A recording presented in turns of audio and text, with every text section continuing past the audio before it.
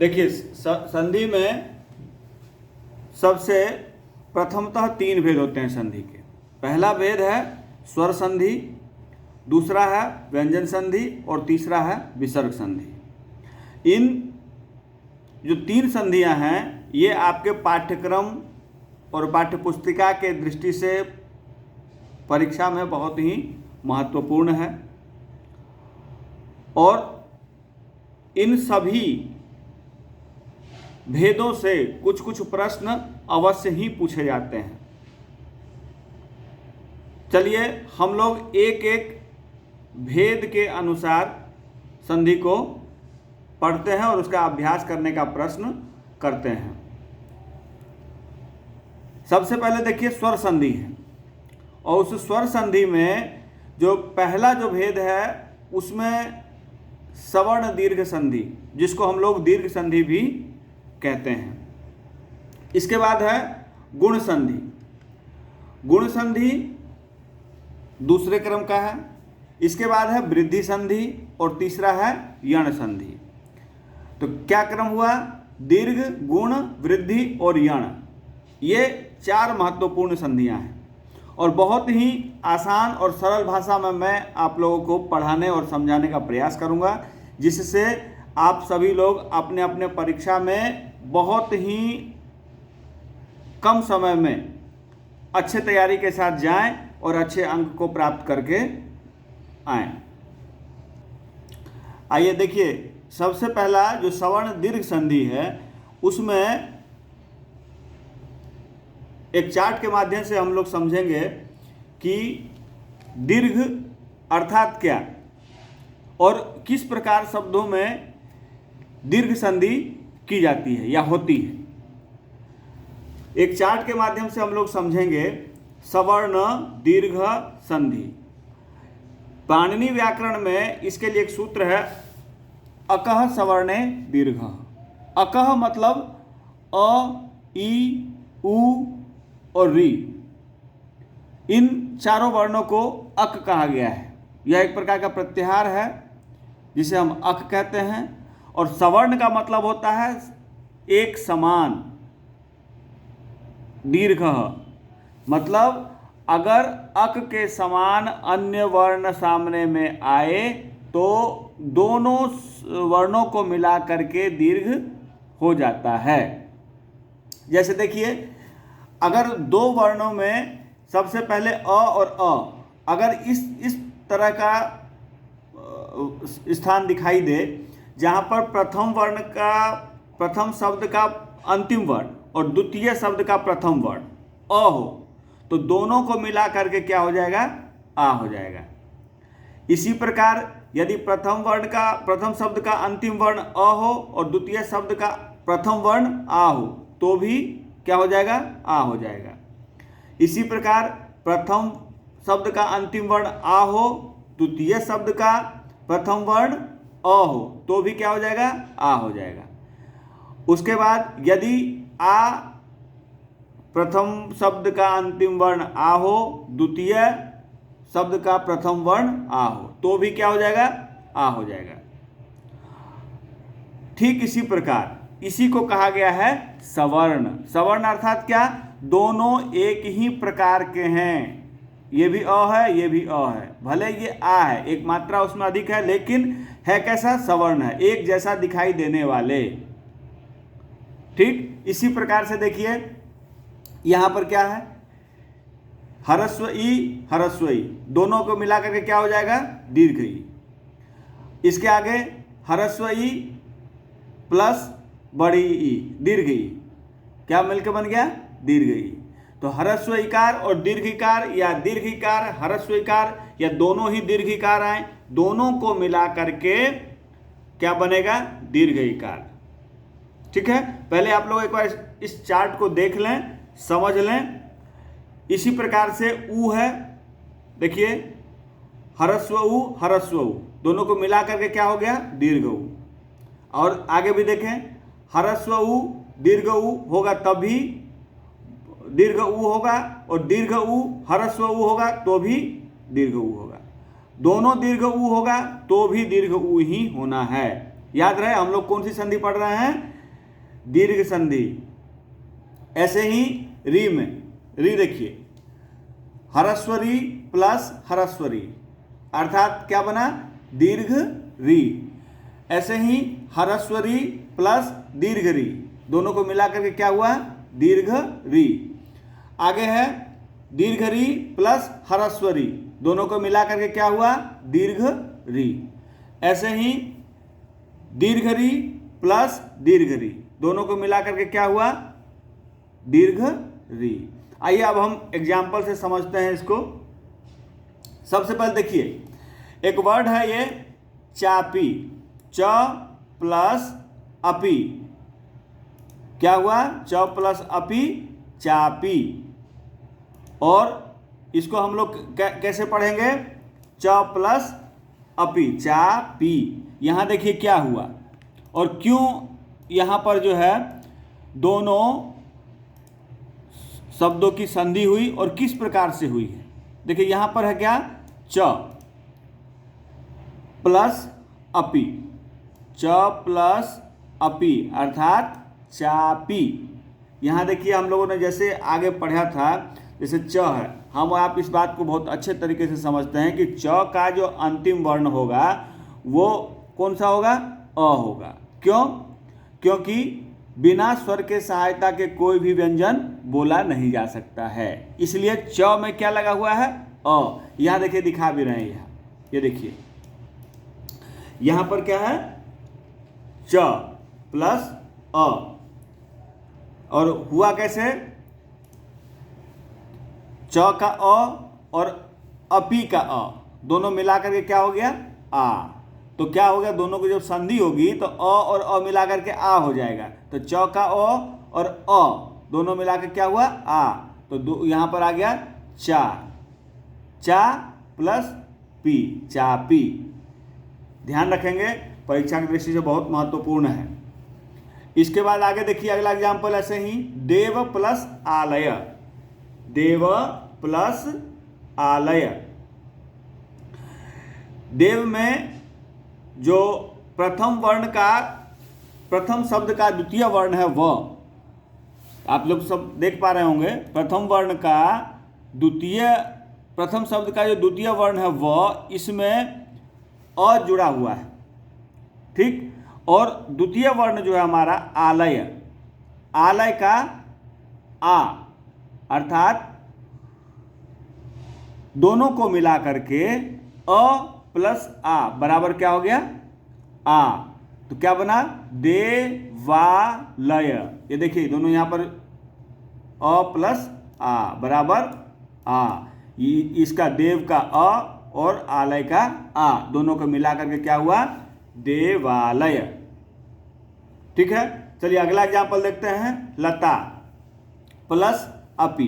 इस अपी शब्द का मतलब क्या होता है, भी। ठीक है, अगर हम लोग अगर ऐसा बोलना हो कि लता भी जाएगी तो हम लोग क्या बोलेंगे, लता अपि गच्छति। ठीक है, लता किसी का नाम हो सकता है या अन्य बहुत सारे अर्थ होते हैं इसके, जिसको हम लोग अभी नहीं देखेंगे। सबसे पहले हम लोगों को जो उद्देश्य है उसको देखते हैं। देखिए लता, ता में क्या है, बड़ा आ है, ल प्लस ता, देख रहे हैं ना, यह आ, इसी का आ है। और आगे क्या है, अपी, अपी का क्या है आगे बचा हुआ, अ। तो ता और अ, ता में आ और इसका अ, आ प्लस अ क्या बनेगा, आ। तो क्या बनेगा, लता प्लस अपी, लतापी। जैसे ये बना हुआ देखें, लतापी, लता प्लस अपी, लतापी।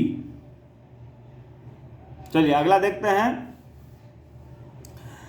दया प्लस आनंद। अगर किसी का नाम हो दयानंद, ठीक है, तो हम लोग उसका संधि विच्छेद कैसे करते हैं, दया प्लस आनंद। अब यहां देखें क्या हुआ, दया का आ और आनंद का आ दोनों को मिला करके हमने क्या बनाया, दयानंद। उम्मीद है आप लोग इसको अच्छे तरह से समझ रहे होंगे। बहुत सारे ऐसे प्रश्न आपको किताबों में हैं जो कि स्वर संधि और उसमें भी दीर्घ संधि के हैं।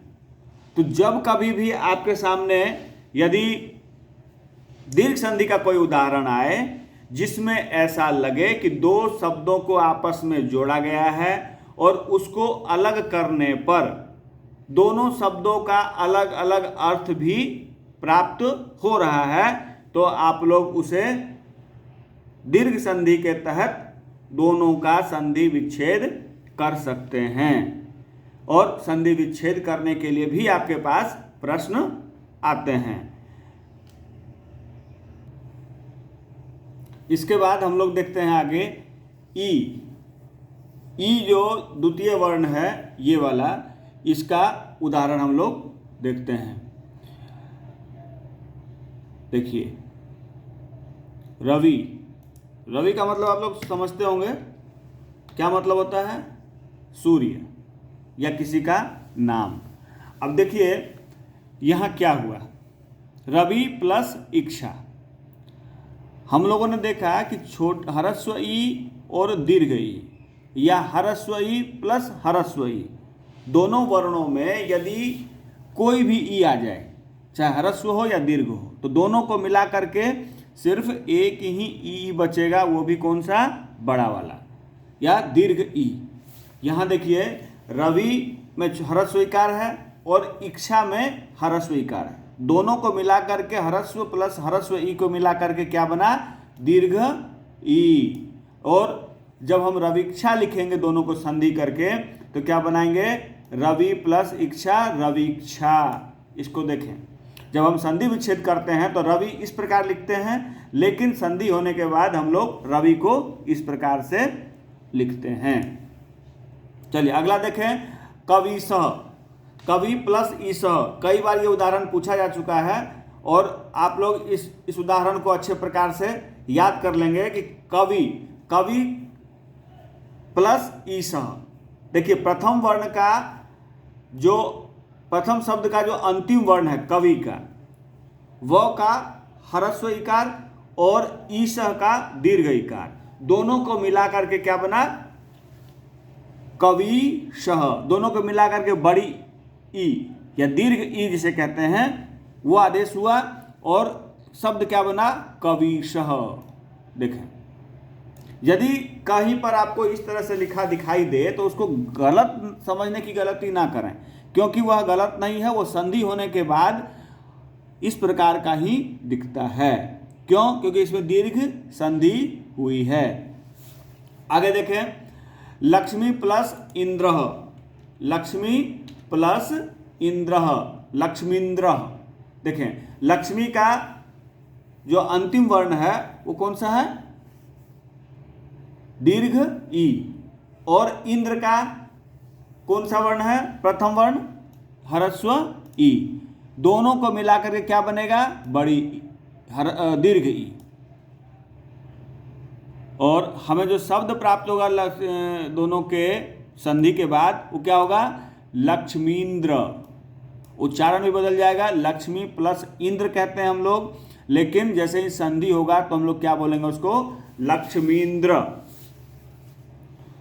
अगला देखें, परि प्लस इक्षा, परीक्षा।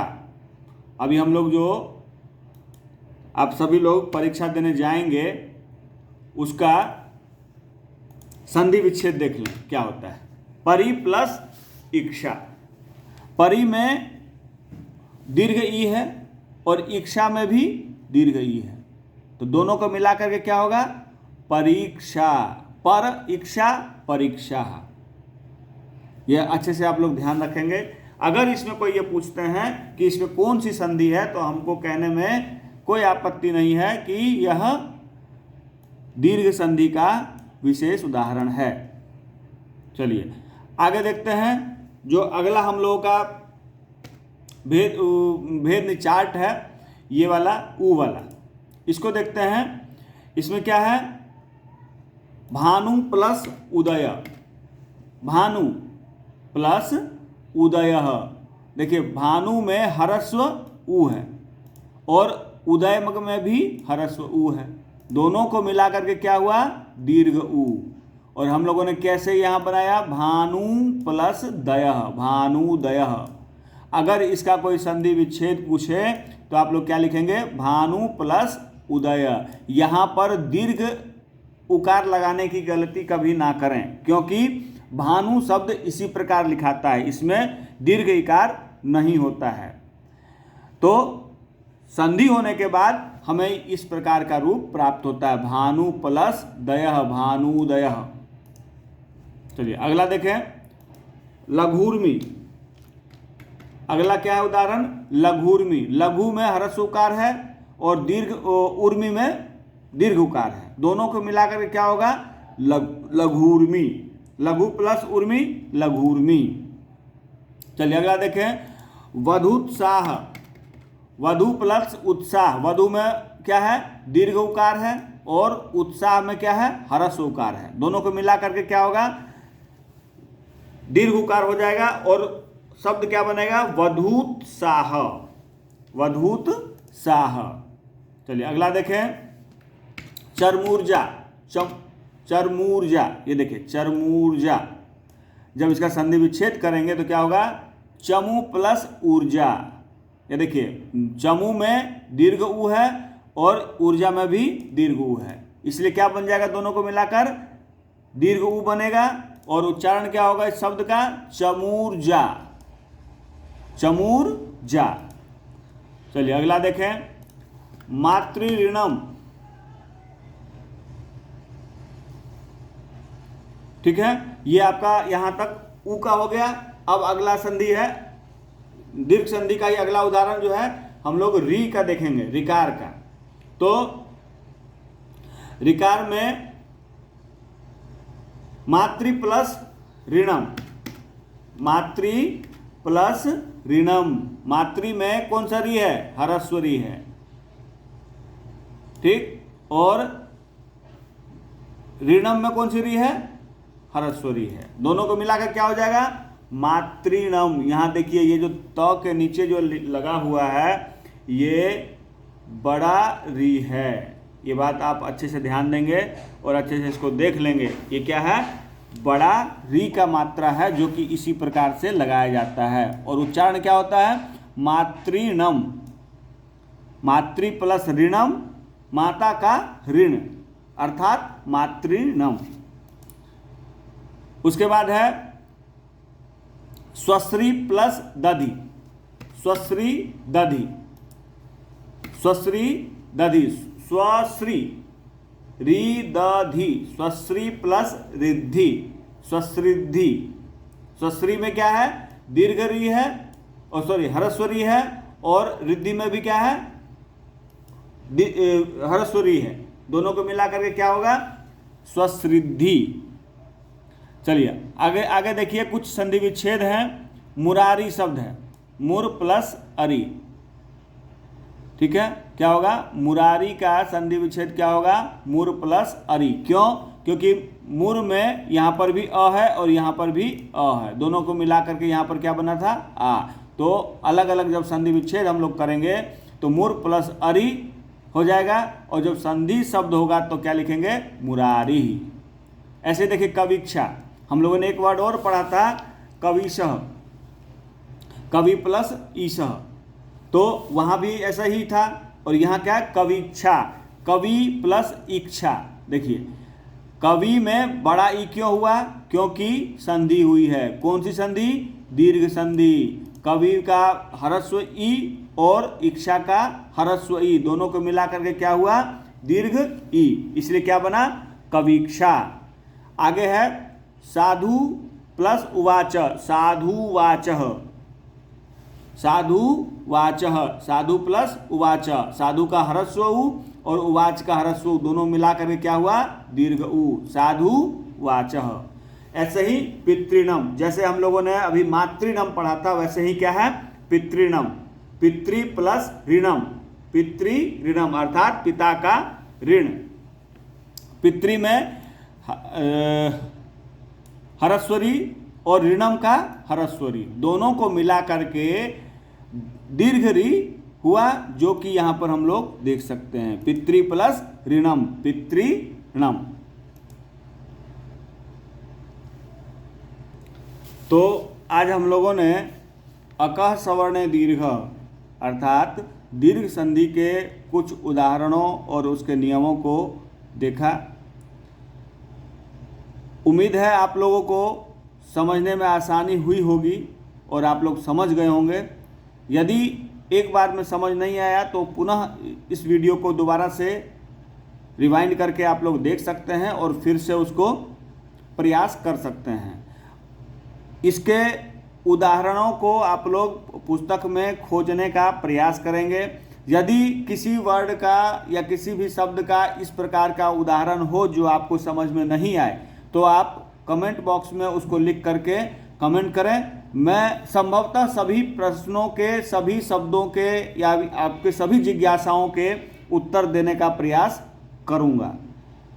इसको अधिक से अधिक बच्चों तक शेयर करें, लाइक करें और सब्सक्राइब करें, ताकि आने वाले परीक्षा में जो भी छात्र और छात्राएं परीक्षा देने जा रही हैं उनको अधिक से अधिक लाभ की प्राप्ति हो सके।